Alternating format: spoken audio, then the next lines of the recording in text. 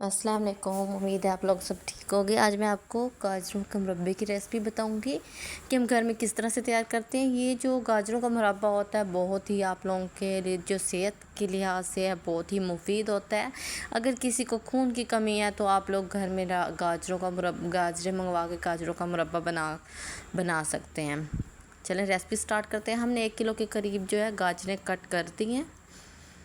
इसको हमने एक देगची में पानी डाल के इसको अच्छी तरह से बॉईल कर लेना है। बॉईल हो जाएंगे उसके बाद हमने चाशनी बनानी है। चीनी की चाशनी बना के हमने इसमें जो गाजरें बॉईल की हुई थी वो हमने इसमें डाल देनी है।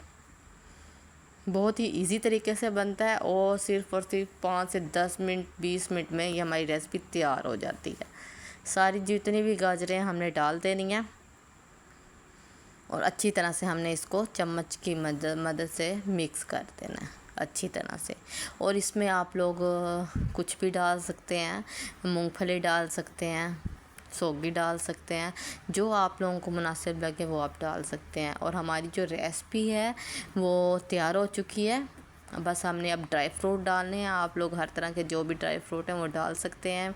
मेरे पास मूंगफली थी और सौगी थी जो मैंने इसमें डाल दिया और मेरी जो रेसिपी है वो डन हो चुकी है। उम्मीद है आप लोगों को मेरी रेसिपी अच्छी लगी होगी।